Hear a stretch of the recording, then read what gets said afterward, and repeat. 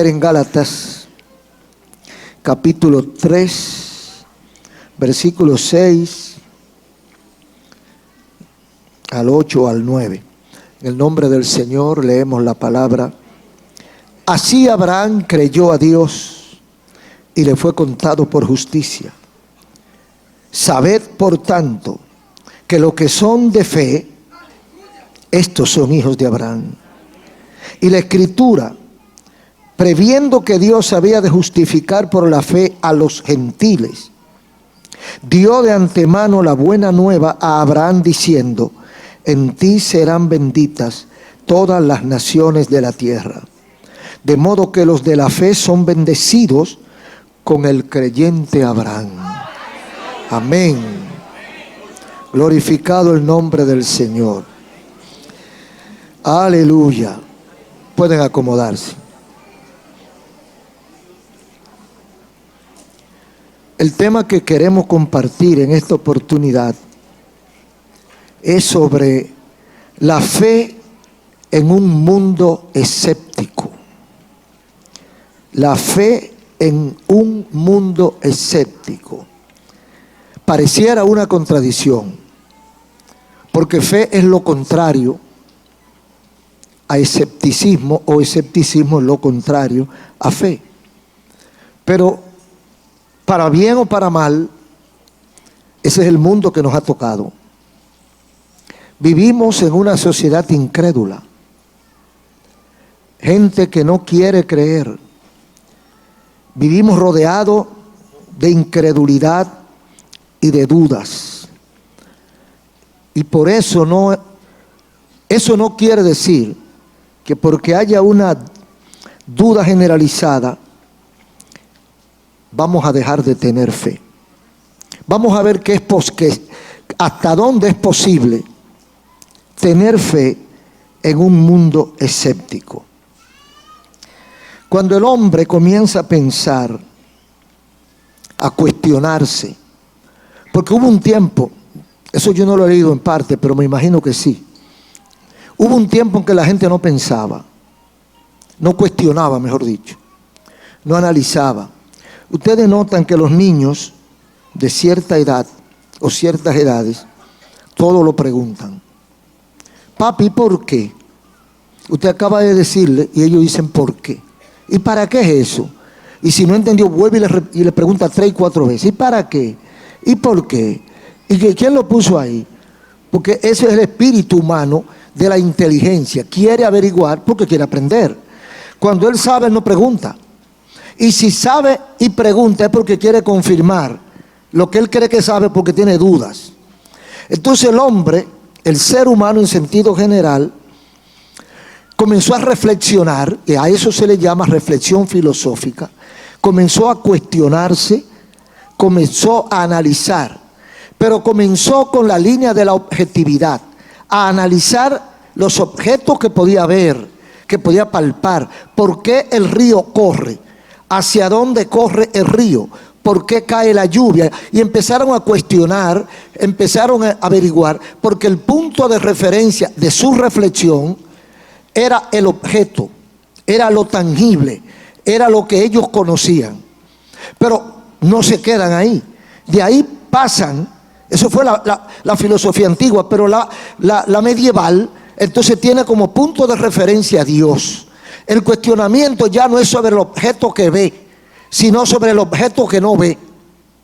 Y ahora yo lo que quiero es averiguar qué hay por encima de nosotros. Porque algo le decía a la gente que tiene que haber un ser superior que nos controla a nosotros.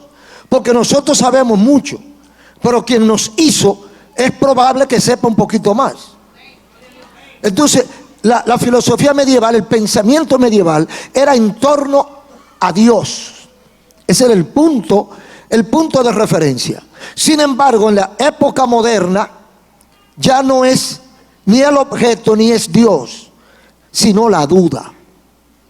El hombre comenzó a dudar. El hombre comenzó a no creer lo que está mirando, a cuestionar lo mismo que está mirando. Y entonces ahí es que viene la corriente del escepticismo, y ahí es que viene la corriente de la gente, de la cantidad de gente que no cree. Algunos dicen que el padre, yo no lo creo, pero algunos dicen que el filósofo René Descartes era el padre del escepticismo. Puede ser uno de los padres, o sugirió el escepticismo, pero no creo que fuera escéptico. Creo que fuera un hombre que cuestionaba para llegar al punto que él quería llegar. Entonces, él empezó a analizar a Dios desde una óptica de duda, o desde una plataforma de duda. No voy a creer, dice, no voy a creer en nada, voy a dudar de todo. Y así comienza. Y empezó dudando de los sentidos. Los sentidos me engañan, porque lo que yo estoy viendo tal vez no es lo que yo creo. Y eso pasa muchas veces. Hay un espejismo. Usted va en una carretera al sol de mediodía y usted alcanza a ver como que hay agua allá adelante. Sus ojos están viendo que hay agua, pero no hay agua. Entonces lo están engañando su sentido. Hay muchas ocasiones que lo que estamos oliendo, yo creía que era un guiso de hígado y es de bacalao. ¿Entiende?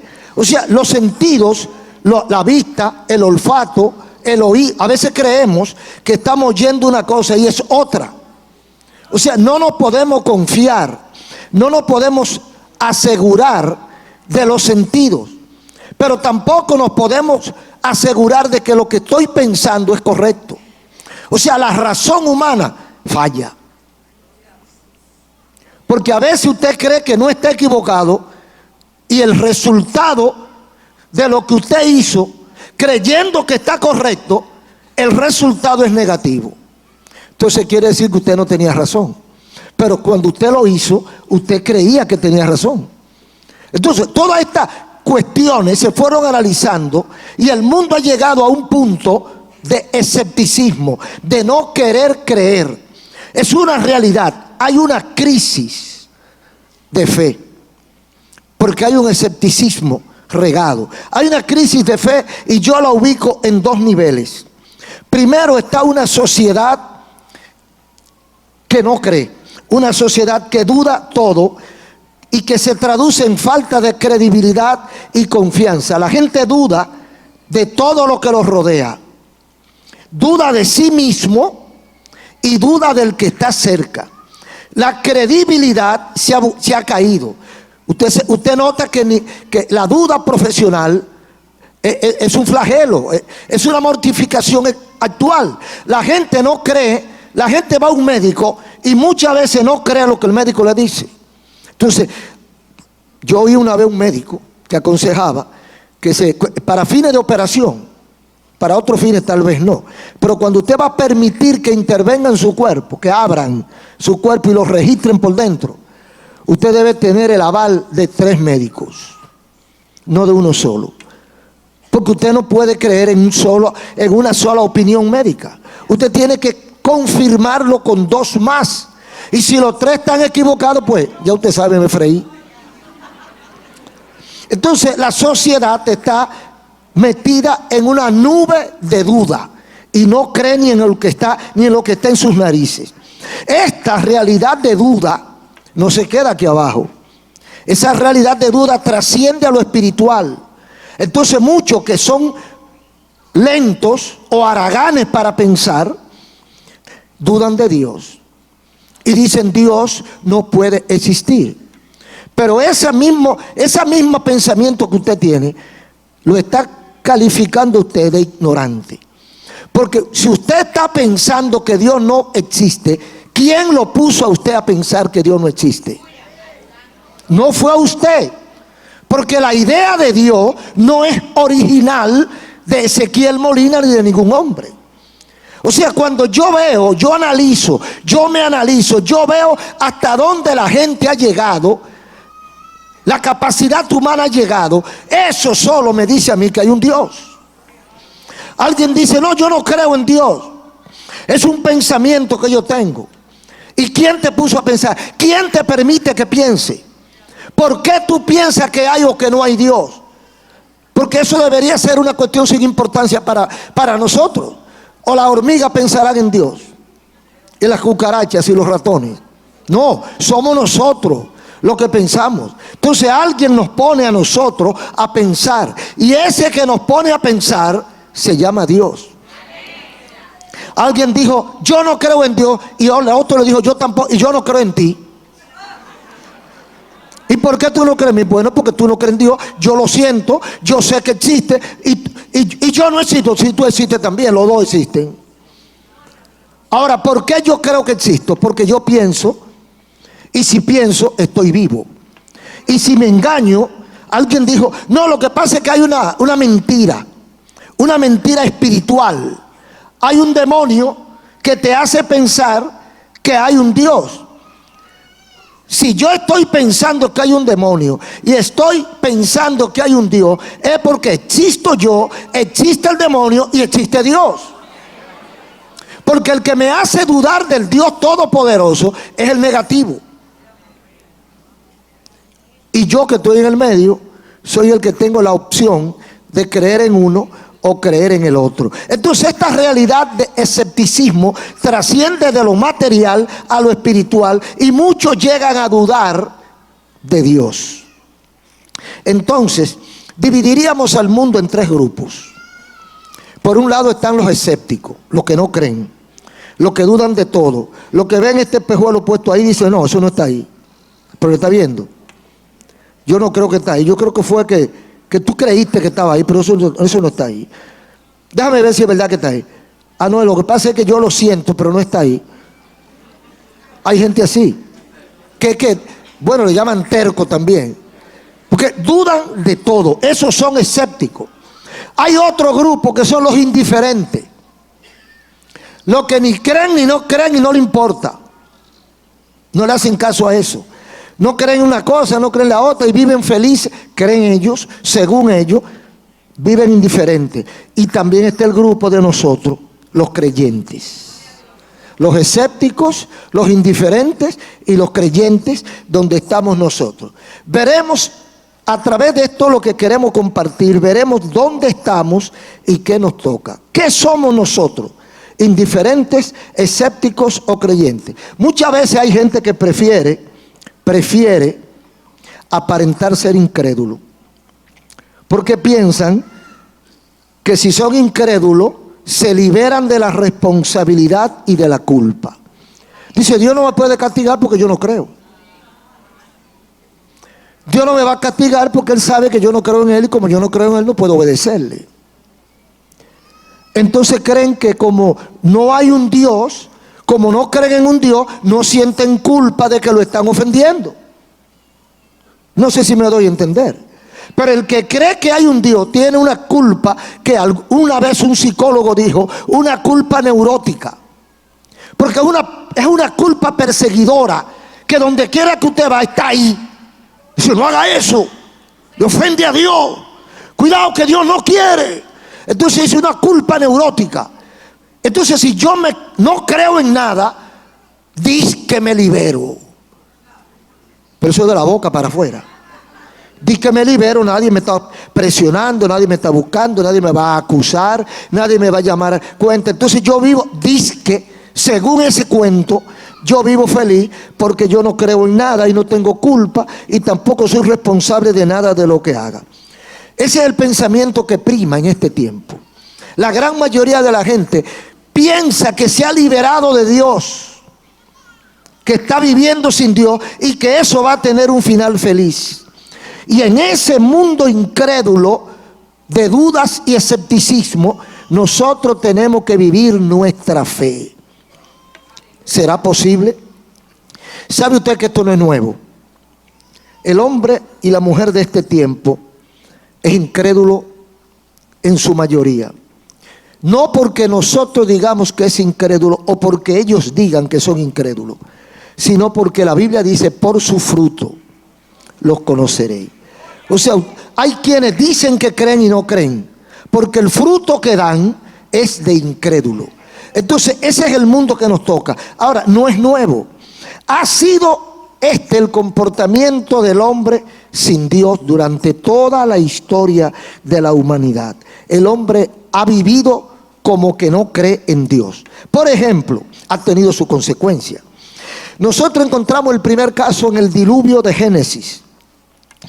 En Génesis 6 nosotros encontramos la historia del diluvio, que dice Dios que la maldad de los hombres subió, llegó, y ya Dios aborrece esa maldad de los hombres. Entonces, por causa de esa maldad de los hombres, Dios ha determinado destruir la tierra.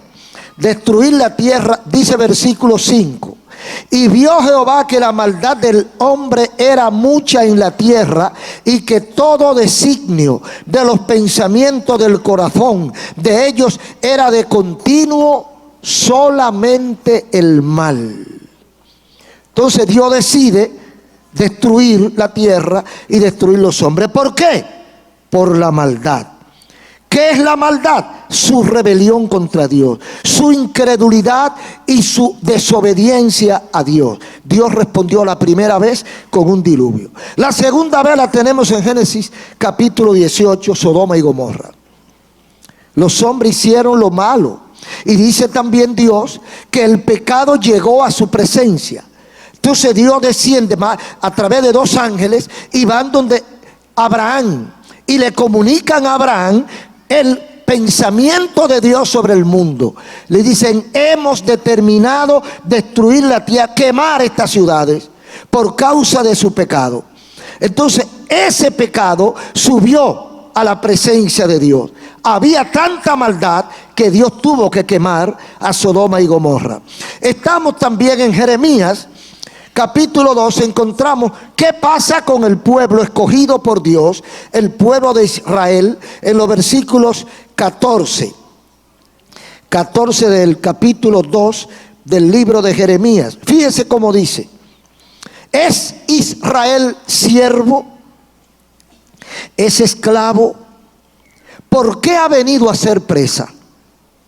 Los cachorros del león rugieron contra él. Alzaron su voz y asolaron su tierra. Quemadas están sus ciudades sin morador.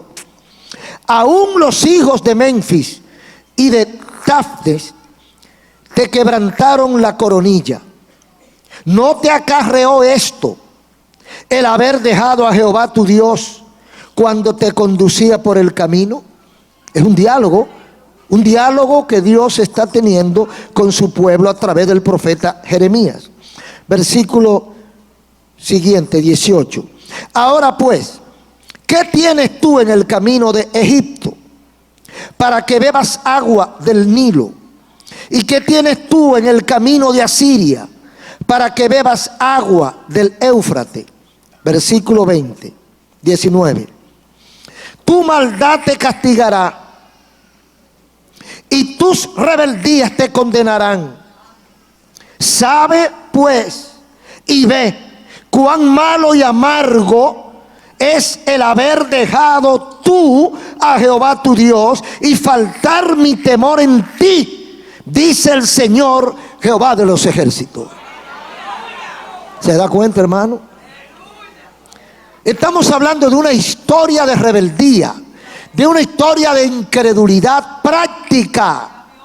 O sea, el pueblo de Israel es el pueblo de Dios. O sea, no hay posibilidad de que dude, porque sin Dios ustedes no existen. Ahora, ese pueblo que depende directamente de Dios, ese pueblo que Dios crea, que Dios levanta, que Dios sostiene, que Dios cuida, que Dios bendice, dice aquí que ha dejado a Dios y Dios le amenaza. Tu maldad, no yo. Porque a veces la gente cree que es Dios que lo castiga. No, es que tiene sus leyes establecidas.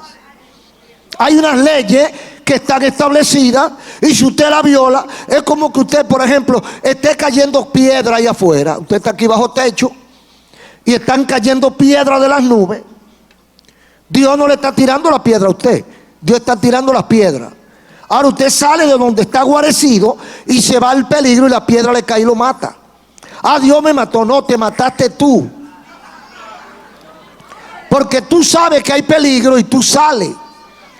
Entonces la gente es como que hay una compuerta de una represa. Hay 200,000 millones de galones de agua, pero están ahí. El pueblo está abajo y está todo normal y estable. Está ese ahí. Entonces le han dicho: no muevan la compuerta. Las autoridades dijeron: no muevan la compuerta. Y cuando la vayan a mover, desalojen el sitio. Ah, no, pero ellos van y se quedan ahí y mueven la compuerta. Entonces luego, cuando hay una cantidad de ahogados, entonces dicen que las autoridades del pueblo son culpables porque esa represa tenía demasiado agua. Nadie mató a nadie. Usted se mató porque usted vio el peligro y se quedó ahí y le cayó encima. Eso pasa en todos los aspectos. Dios no manda a nadie al infierno. Nos mandamos nosotros. Dios ha establecido las reglas.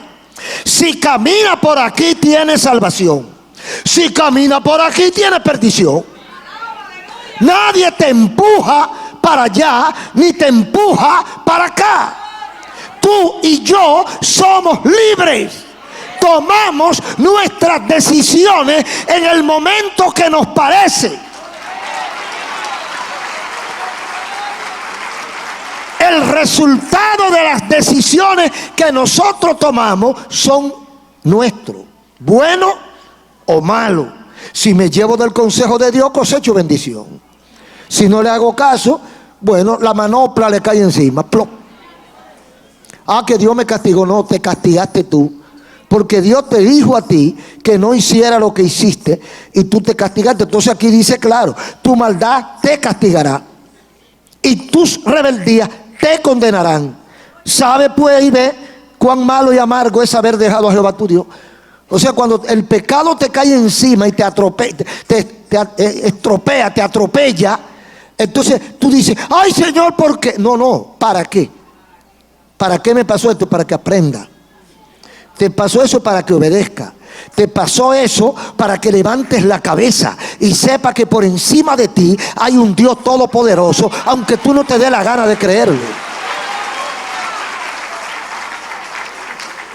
Ahora, en ese tiempo en que Dios habla con Abraham o con Noé y salva a Noé del diluvio, en ese tiempo en que el pecado había subido de punto, Noé guardó su fe. Noé estaba en ese tiempo en que Dios dijo que el pecado había subido tanto que él había tomado la decisión de destruirlo. Pero Noé estaba viviendo en ese tiempo y no se contaminó. O sea, la fe de Noé, en medio de un mundo rebelde, escéptico y maligno, se mantuvo. Y si la fe de Noé se mantuvo en su tiempo, la mía y la de nosotros puede sobrevivir.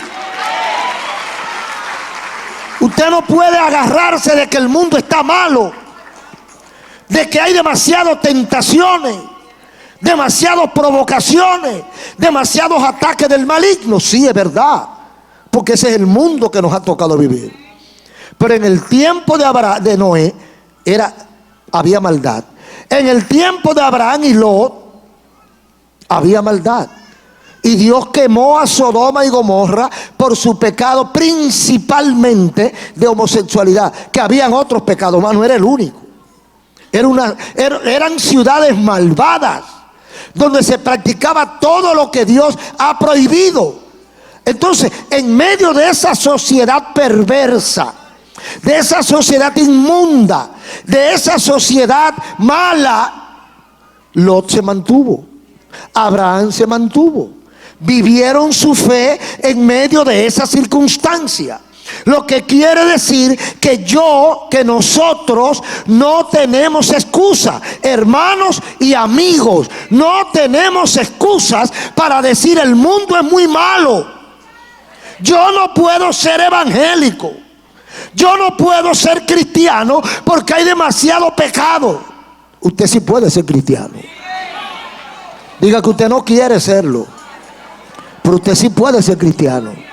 Pero si aquellos hombres se mantuvieron sin tener ni siquiera una Biblia, sin tener iglesia donde reunirse, sin tener nadie que lo aconsejara.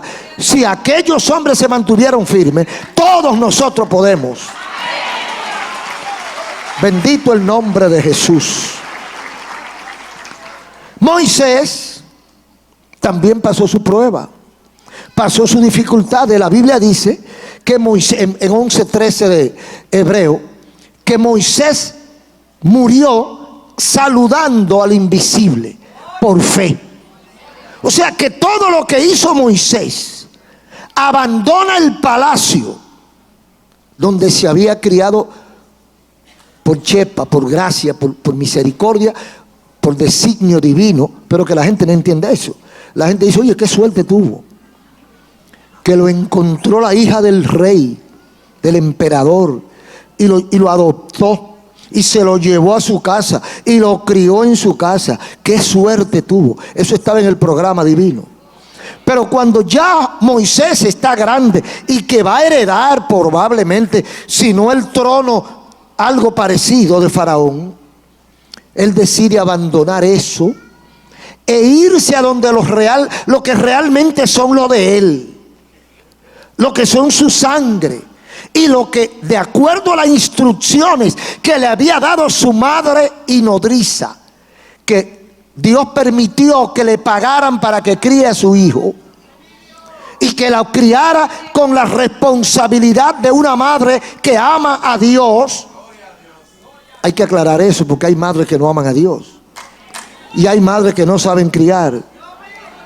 Ahora mismo hay un nuevo jueguito en las redes que está acabando con los adolescentes, la llamada ballena azul. Es un jueguito que lo va llegando hasta 50 puntos, 50 desafíos. Te atreves a salir a las 12 de la noche de tu casa, el tiguerito sale. Te atreves a cruzar la avenida corriendo, el tiguerito la hace. Te atreves a tomarte tal cosa, te atreves. Y el muchachito, para creer que es poderoso y que es un superhombre, va haciendo todo lo que ese demonio le va diciendo que haga. Y lo último que le dice, te atreves a matarte. Y el muchachito se mata. Ahora, ¿a quiénes es que más está atacando esa maldad? A los muchachos que no tienen padre ni madre. ¿Y cuáles son los que no tienen padre y madre? Bueno, hay muchos que viven en su casa con uno que dice que es su papá y una que dice que es su mamá. Pero ¿quién lo está criando? El celular, la laptop, la tablet, el internet. O sea, papá y mamá están trabajando. Papá y mamá están produciendo para comprar celulares, para hacerle regalos electrónicos a su hijo. Pero ¿quién está criando a tu hijo? El mismo demonio que está en esas redes sociales es el que está criando a tu hijo. Cuando ese demonio decide llevárselo, hace lo que está haciendo. Entonces usted ve las mamás y los papás con la mano en la cabeza. Ay, bueno, pero eso es lo que tú sembraste. Por eso es que estamos diciéndole, enséñale la palabra de Dios, enséñale el amor de Dios, enséñale el respeto por el ser humano y por Dios, enséñale a amar y a conocer a Dios. Pero eso no se consigue en la discoteca, ni en el centro de internet, ni siquiera en la escuela. Eso se consigue en la iglesia y en la casa. Entonces Moisés fue un niño criado con la palabra de Dios. Cuando ese niño fue un adulto, sabía su responsabilidad, tenía su fe bien puesta y dijo, yo me voy con los míos. Aleluya. Yo me voy con los míos. Mientras él estaba en el palacio disfrutando de las mieles del poder, de todo lo bueno, los de él eran esclavos en Egipto. Estaban semidesnudos, sudados, heridos, cansados, hambrientos, enfermos, no tenían, esclavos. Y él dijo, me voy a los míos, porque habían principios estables y nobles en el corazón de ese joven. Entonces abandona el palacio, abandona la comodidad, abandona la distinción, abandona la clase de prestigio para venir a este lugar donde está la gente que no son gente. ¿Por qué lo hizo? Porque confiaba en Dios, porque tenía fe. Y a pesar de lo que lo rodeaba, él mantuvo esa fe y no sucumbió ante el escepticismo de Faraón y de sus adláteres. Entonces, en tono desafiante y provocador, a veces nos quieren deslumbrar y desenfocar de nuestra fe en Jesucristo. Nos quieren enrostrar, nos quieren humillar, nos quieren desautorizar, nos quieren subestimar. Y tú te has metido ahí con esa gente. Y tú todavía te crees. Bueno, en estos días creo que fue que vi, no sé dónde fue que lo vi, leí de un joven, de esos jóvenes circunspectos de la high class, que privan en fruta fina. ¿Verdad? Usted sabe lo que es eso, ¿verdad? Que se creen que no pisan en la tierra. Y ese señor se monta en uno de los... Eso fue en Europa, donde la gente, donde los autobuses son para todo. Entonces ese joven va y se sienta en su autobús que va a una larga distancia. Y se sienta porque el único asiento que había vacío era el que estaba al lado de un señor de unos 80 años. Y se sienta al lado, un autobús o un tren, no recuerdo. El caso es que el señor va leyendo un libro y él se pone a leer otro libro. Pero a él le molestó que el señor esté leyendo un libro que tenía el pergamino negro, y él supuso que era una Biblia. Y él era ateo, el muchacho era ateo. Para él era un orgullo ser ateo. Y entonces el muchacho le dijo: ¿qué es eso que usted está leyendo? La Biblia. Dice el hombre con gozo: estoy leyendo la Biblia. ¿Y usted lee eso todavía? ¿Y usted cree en eso? En esta altura del juego usted está creyendo. Ya para entrar al siglo, era en el siglo XIX, ya para entrar al siglo XX, usted está leyendo todavía la Biblia. Y le dice el caballero: ¿y usted qué está leyendo? Ah, yo estoy leyendo un libro de física, de matemática, que si yo caebra, ya de... ¿Y dónde tú estudias? En el Instituto Nacional de Geofísica de Francia o de Suiza. Ok, el viejito se quedó tranquilo. Cuando llega a la parada, el viejito se va a desmontar y le da una tarjeta. La tarjeta que le da, él era el director del instituto físico donde el muchacho estudiaba.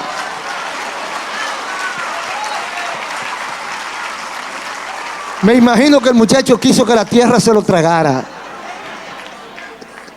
Así es. No podemos tener al menos lo más grande que hemos podido conseguir, que es nuestra fe en Jesucristo. No importa las provocaciones del diablo, no importa de qué venga disfrazado, no importa los insultos.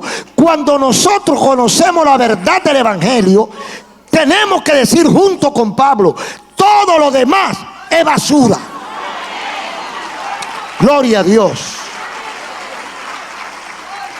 Entonces ayer, en la historia antigua, los ataques, los desafíos venían con temas esotéricos y legalistas, con temas de si Dios existe o Dios no existe, con el tema de muchas cosas que para nosotros hoy han sido felizmente superadas. Hoy el ataque viene con la materialidad. Hoy el ataque viene con el humanismo. Hoy el ataque viene con la superación, con que no podemos estar rezagados, con que no podemos quedarnos donde estamos, tenemos que seguir creciendo y que eso de creer en Dios está obsoleto. Entonces, aquí el apóstol Pablo, como ayer era un tipo de ataque, pero hoy hay otro, el apóstol Pablo responde en Gálatas 3:1 a los gálatas, que eran gente que habían oído la verdad del Evangelio, que él mismo le había enseñado el Evangelio. Y él sabía qué le había enseñado y qué era lo que ellos debían creer y vivir. Entonces dice Pablo en 3:1 de Gálatas: oh Gálatas insensatos, ¿quién os fascinó para no obedecer a la verdad? a vosotros ante cuyos ojos Jesucristo fue ya presentado claramente entre vosotros como crucificado. ¿Qué es lo que está pasando? Los Gálatas habían abandonado el camino bíblico que el apóstol Pablo y otros apóstoles le habían enseñado a través de Jesucristo, la salvación a través de Jesucristo, a través del sacrificio de la salvación por el derramamiento de la sangre de Jesucristo. Y ahora querían regresar a lo que ya había sido superado, que era la ley de Moisés como medio de salvación. Entonces cuando Pablo llega, encuentra que ellos están judaizados, volviendo, o sea, renunciando con sus hechos, renunciando al sacrificio de Cristo para volver al sacrificio de Levítico. Entonces dice Pablo: ¿quién os fascinó? ¿Quién os engañó? ¿Quién os hechizó? ¿Quién os cegó? ¿Quién os embaucó? ¿Quién os deslumbró? ¿Quién os fascinó? Dice Pablo. O sea, alguien vino aquí y le dijo algo que ustedes lo creyeron y abandonaron su fe. Y con eso es que está luchando. Porque hay gente que no echan raíces, que no conocen al Dios que le sirven. Entonces cualquier viralata llega con una noticia nueva y se la cree. Y estamos en un tiempo, mire, si al apóstol Pablo le pasa eso 2000 años atrás, ¿cómo será ahora? ¿Cuántas fe, cuántas religiones, cuántas enseñanzas, cuántos maestros, cuántas cosas raras hay enseñándole a la gente? Y mucha gente engañada. Si Pablo viniera ahora y dijera lo mismo, ¿quién te fascinó? ¿Quién te engañó? Porque hay un espíritu de engaño que no es humano. Usted ha visto cómo ciertos maestros, ciertos apóstoles, ciertos predicadores dicen barrabasadas, contradicciones bíblicas, que cualquier párvulo la entiende, y gente adulta se queda embobado. Viene con una visión y se la dice, y el otro se queda. Dice: mira, Dios me habló a mí. Yo soy el vaso por el cual Dios habla. Dios no habla por más nadie aquí, por mí. Y después que lo convence de que Dios habla por él, ya él averiguó que ahí hay unas cuantas personas que tienen su casa. Dice: Dios me dijo que aquí hay alguien que tiene una casa y que la piensa vender. Dios le dice que tiene que vender esa casa y traer el dinero aquí. Y van y la venden y le traen el dinero. ¿Por qué lo hacen? Porque es que hay un poder diabólico. Ese tipo de gente, por eso es que la Biblia nos advierte de falsos maestros y falsos apóstoles. Porque esos falsos maestros y falsos apóstoles no son falsos porque ellos digan que son falsos. Es que están ungidos por fuerzas malignas, muy discretas, tan discretas que andan con una Biblia y se meten a la iglesia y se hacen pasar por maestros, y hay un grupo que se lo cree, pero tienen un poder de convencimiento tan fuerte que a usted se le olvida consultar la Biblia. Y cuando él le dice un disparate, usted no consulta la Biblia, sino que hace lo que él dijo. Entonces dice Pablo: ¿quién fue? ¿Quién fue que los fascinó? ¿Quién os fascinó para no obedecer a la verdad de Jesucristo? Para no obedecer a la verdad, a vosotros cuyos ojos Jesucristo fue ya presentado. O sea, esa fascinación los hizo abandonar el camino de la verdad. Y ese poder maligno de convencimiento, de duda, de sembrar duda en los corazones, para que usted no crea en lo que usted está y para que usted se vaya a inventar por otro sitio. Eso es el diablo, y eso está trabajando. Dice en los versículos 6 al 9: así Abraham creyó a Dios y le fue contado por justicia. Abraham no vivía en un tiempo fácil. El único que creía en Dios era él. Recuerden que Abraham pertenecía a Ur, uno de los pueblos que según la historia más viejo, la civilización más antigua que se conoce. Donde está Irak, estuvo también Babilonia. Abraham sale de ahí, donde sus parientes, incluyendo a sus padres, son brujos, espiritistas, paganos. Nadie conocía. Y él tuvo la inspiración de entender que tenía que haber un Dios y comenzó a buscarlo. Y se le apareció.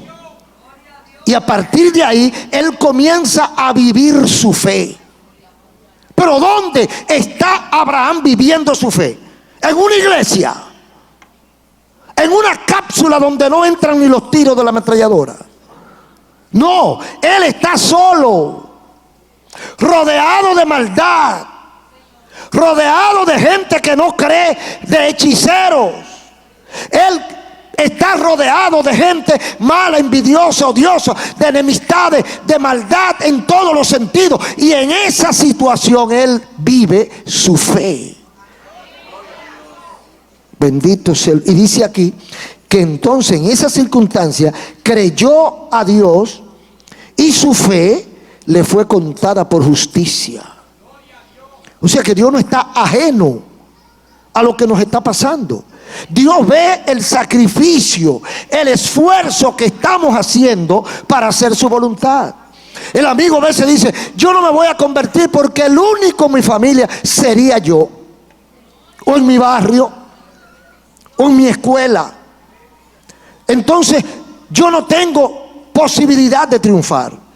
Dios ve el sacrificio y Dios te va a dar las herramientas necesarias para que tú sobrevivas y tengas victoria en esa circunstancia. Bendito el nombre de Jesús. Entonces le dice: Abraham creyó, y como creyó le fue contado, se hizo justo. Porque el que cree en Dios, el que vive su fe, automáticamente se convierte en justo. Sabed por tanto que los que son de fe, esos son de Abraham, esos son hijos de Abraham. Todos los que somos de fe somos hijos de Abraham. No solamente son los israelitas y los árabes, porque esto se dijo antes de que existiera Israel y de que existieran los árabes. Cuando se dice esto, Abraham no tiene hijo. Todavía Abraham no tenía a Isaac ni a Ismael. O sea, estaba él solo con su esposa, rondando los 90 y los 100. No había posibilidad de descendencia. Y ahí le dice Dios: por tanto, los que son de esta fe de Abraham son hijos de Abraham. O sea, ahí estamos nosotros. A esta distancia de 5 o 6 mil años estamos nosotros bailando, porque somos de fe, y todos los que son de fe somos hijos de Abraham.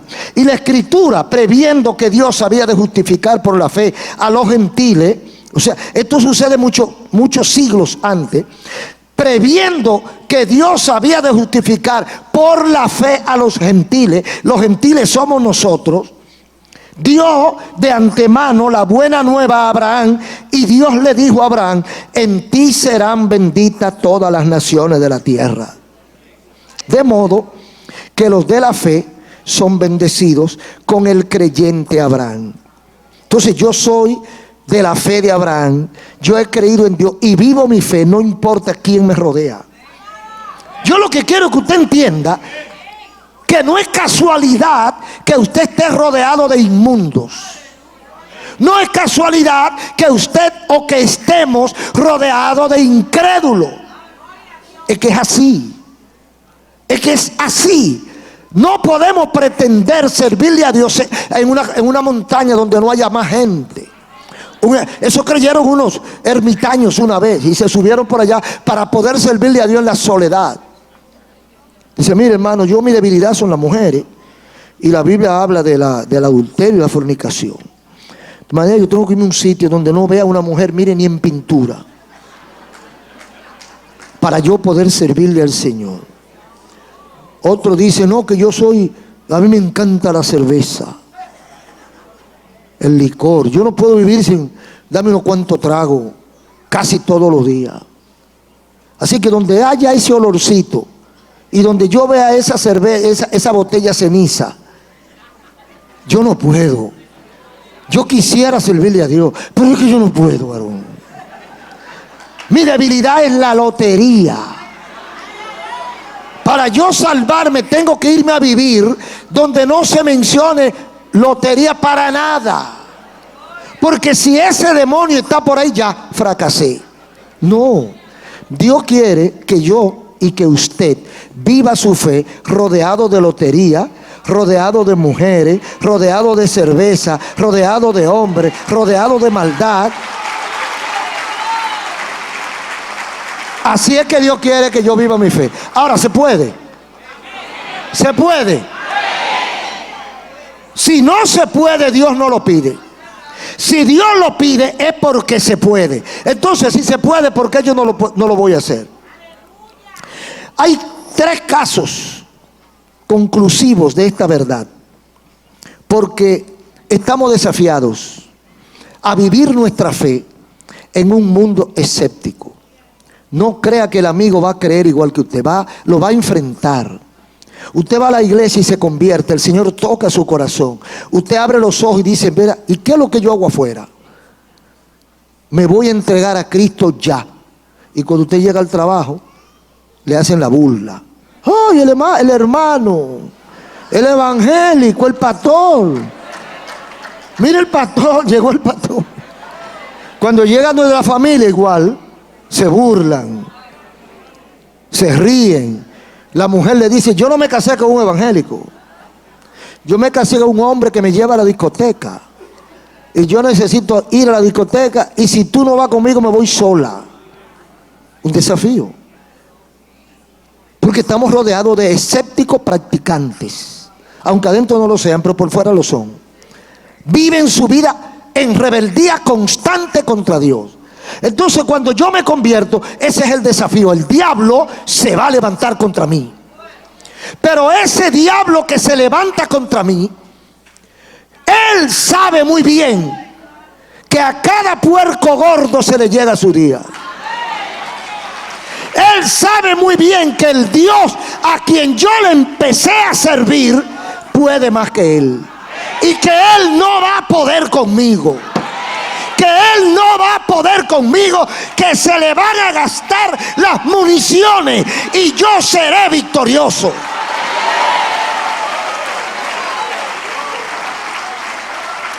Bendito el nombre de Jesús. Ahora, ¿cuáles son los beneficios del practicante de la fe en medio del escepticismo? ¿Qué ganamos nosotros? ¿Qué conseguimos nosotros con servirle a Cristo? Lo primero que conseguimos es paz y felicidad. Eso no lo venden en la farmacia. Eso no lo venden en la ferretería. Eso no se estudia en la universidad. Paz y felicidad. ¿Producto de qué? De nuestra seguridad de que alguien poderoso tiene el control de nuestra vida.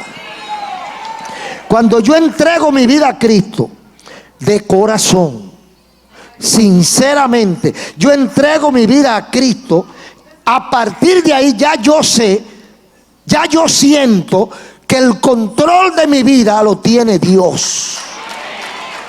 Entonces eso produce paz. ¿Qué es paz? Tranquilidad, felicidad. Disfruto de una paz que no la da la cerveza ni la droga, que no la dan los amigos. Una paz real, como dijo Cristo: mi paz os dejo, mi paz os doy. No la doy como el mundo la da. Entonces es la primera ganancia frente a un mundo que precisamente eso es lo que está buscando y no tiene. La gente cree que con dinero va a comprar la paz y no lo logra. La gente tiene muchas formas que cree que va a conseguir paz y todas se fracasan, no lo consiguen. Lo segundo que conseguimos es esperanza. Tenemos un futuro asegurado. Tenemos un lugar mejor para vivir. Dice un corito: si sufrimos aquí, reinaremos allá. Y estaremos libres de la ira que vendrá. Entonces, eso también lo ganamos. ¿Qué esperanza tienen los que no le sirven a Dios? ¿Qué están esperando aquellos que no le han entregado su corazón al Señor? ¿Hacia dónde va tu alma? ¿Qué piensas tú cuando mueras? ¿Que se acabó todo? ¿Y si no? Y porque yo no he ido allá para decirle que sí o que no. Yo me atengo a lo que dice la Biblia. Alguna gente piensa que con tierra tiene. Y si no es así. Y porque las dos posibilidades están. Ok, vamos a creer lo que usted dice que con tierra tiene. Y si no tiene con tierra, ¿con qué es que tiene? Entonces, hay que tener algo asegurado para el futuro. Porque el día de la muerte viene. La partida de este mundo viene. Entonces, ¿qué piensas tú después de? Algunos dicen, bueno, yo estoy joven todavía. Mire, quiero decirle que cuando yo estaba pastoreando, hay gente que nació estando yo pastoreando. Esa gente que nació en ese tiempo, creció, se hizo adulto, se casó, tuvo hijos y se murió, y yo predicando. ¿Cómo podía él pensar que eso iba a ocurrir? No, porque es que esto no tiene edad. Esto no tiene el punto de referencia. No, que tú vas a durar tanto porque tú tienes una marquita aquí, tú duras tantos años. No, eso no es así. El chequeo de eso está allá arriba. Nadie aquí abajo sabe. A veces los médicos lo despachan. Ya contigo no se puede hacer nada. Yo conozco más de 3 casos así. Lo mandan a su casa para que se muera. Y a los 18 años aparece el individuo donde el médico dice, oh, ¿y tú estás vivo? Yo creía que ya la memoria tuya se había olvidado. Porque no depende de nosotros. Entonces, ¿qué esperanza tiene el que no le sirve a Dios? No hay respuesta. Es un secreto. ¿Qué piensa usted cuando parta de esta vida? Nosotros sabemos para dónde vamos. Nosotros tenemos un seguro de vida allá. Algo asegurado. Y en tercer lugar, la calidad de vida. Dice Pablo en 8:18 de Romano. Las aflicciones que en este mundo padecemos no se pueden comparar, aleluya, con la gloria venidera que entre nosotros ha de ser manifestada. Tú sabes que Pablo tuvo un toquecito en 2 Corintios 12. Él dice que conozco un hombre que, si en cuerpo no lo sé, si en espíritu yo no lo sé, pero subió al tercer cielo y allá oyó cosas que nunca había oído, vio cosas que no ha visto nunca un ojo humano, sintió cosas que no ha sentido pensamiento humano. Entonces él tuvo un toquecito. Y por eso él dice que las aflicciones que en este mundo se padecen, mire, la crujía que usted pasa aquí, los dolores que usted pasa aquí, los sufrimientos que usted pasa aquí, eso no sabe a nada comparado con la gloria que nosotros vamos a recibir. Gloria a Dios. Sin embargo, los incrédulos, los escépticos viven nerviosos, depresivos, intranquilos, ansiosos, en manos de psiquiatras y psicólogos, bebiendo 60 pastillas por día. No duermen, ni comen tranquilos, no tienen paz, ni paz con ellos, ni paz con nadie. Y nosotros vivimos, como dice el apóstol Pablo, gozados en el Señor siempre. Otra vez les digo que se gocen. El gozo del Señor es nuestra fortaleza. La fe en un mundo escéptico se puede. Se puede porque todos nosotros somos testigos de eso. Y los amigos que no lo han probado deben entender que nosotros no somos ni más ni menos que ellos. Y si nosotros podemos, tú también puedes. Un aplauso al Señor. Padre, gracias por tu palabra.